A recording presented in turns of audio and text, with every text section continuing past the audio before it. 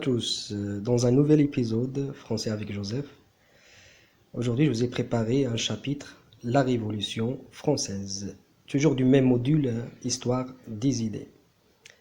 Vous êtes prêts? Let's go. Qu'est-ce que c'est que la Révolution française? La Révolution française désigne une période de bouleversement sociaux et politiques de grande envergure et de grande ampleur en France, dans ses colonies et en Europe à la fin du XVIIIe siècle. Comment les événements allaient-ils se dérouler? Allait-on changer le cours de la vie des Français? Avant de relater ces grands événements, jetons la lumière sur le contexte socio-économique de la France à la veille de la Révolution. Le couple royal formé par Louis XVI et Marie-Antoinette fut marqué par une relation distante. Il y a aussi l'affaire du collier de la reine. L'évêque de Strasbourg était victime de cette escroquerie et qui a sali l'image de la reine.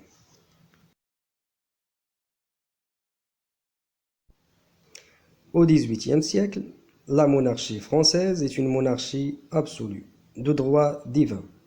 Le peuple est divisé en trois ordres, le clergé, la noblesse et le tiers-état. Attention, des hommes d'église sont très riches. Une forte croissance démographique du pays. Elle a été touchée par la première crise frémentaire, tout ce qui est froment, blé, etc., lors de la guerre des farines de 1775. Mévente du vin par surabondance qui va au-delà du nécessaire. Très forte poussée des prix céréaliers. Le pain devient très cher et le chômage s'installe. À ces problèmes s'ajoute le risque de banqueroute de l'État. Déficit budgétaire catastrophique. Montée de l'aristocratie libérale et de la bourgeoisie. Frustration des classes populaires. Un début de famine est sans doute l'une des causes du mouvement de révolte de 1780. La prise de la Bastille.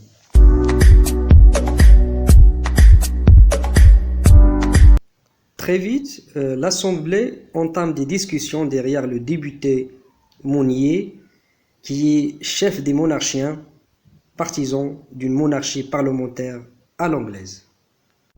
Et Lafayette, inspiré par son passage aux États-Unis, propose déjà une déclaration des droits de l'homme. Le 14 juillet, le peuple se rassemble et l'anarchie commence à s'installer.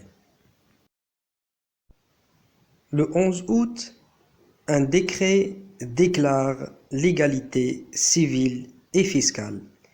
C'est le plus grand bouleversement que la France ait connu. L'ancien régime et les privilégiés s'écroulent en l'espace d'une nuit.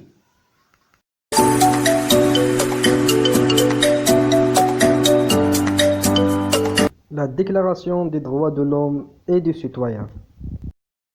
Le 26 août, l'Assemblée adopte la Déclaration des droits de l'homme et du citoyen, dont Mirabeau et Sieyès sont les principaux rédacteurs.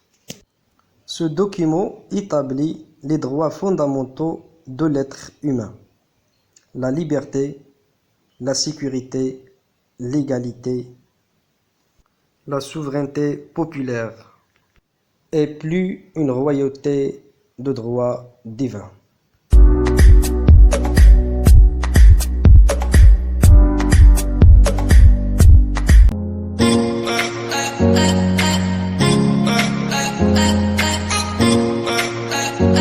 Le roi en fuite.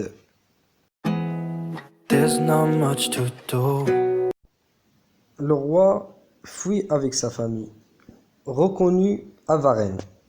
Il est arrêté. À Paris, Lafayette et Bailly Beauharnais, président de l'Assemblée, invente un prétexte d'enlèvement pour couvrir le roi. Mais personne n'est dupe. Et le retour est difficile pour la famille royale qui doit subir les injures du peuple. Louis XVI fut donc suspendu par la Constituante.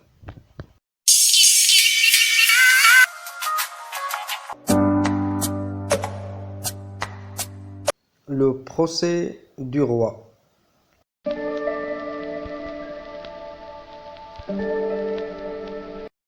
Une procédure judiciaire s'engage. Les députés presque unanimement déclarèrent Louis XVI Capet coupable de conspiration contre la sûreté générale de l'État.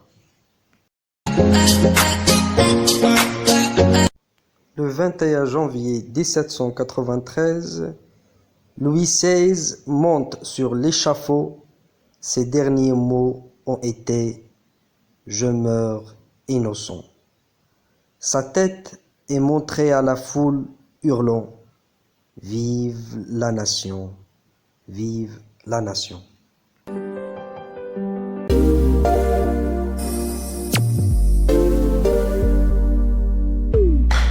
La révolte du peuple. Dès l'annonce de l'ouverture des États généraux, le souhait de changer la nation émanait de tous les milieux et on appréhendait avec enthousiasme cet instant. Très vite, une discussion acharnée sur la façon de voter. Mirabeau se rallie secrètement au roi, tout en défendant le peuple, accusé de trahison. Il mourut brusquement avant que fût démêlé son double jeu. Donc, toutes les tentatives pour gagner du temps et débloquer la situation s'étaient révélées inutiles. L'Assemblée nationale interdit toute levée d'impôts non vérifiée. Forcément, ça n'a pas plu au roi, ni aux privilégiés. Louis XVI invita les trois ordres à reprendre leur place lors d'une prochaine séance royale. Le serment du jeu de paume. Comme par hasard, le roi interdit l'accès de la salle où se réunissaient les États généraux. Du coup, les représentants du tiers-État se réunissent alors dans un gymnase qui servait au jeu de paume.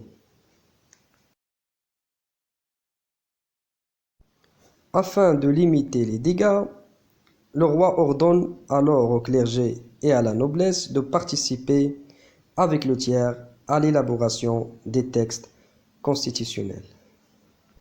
L'Assemblée nationale devient constituante. Elle établira les fondements d'une monarchie constituante.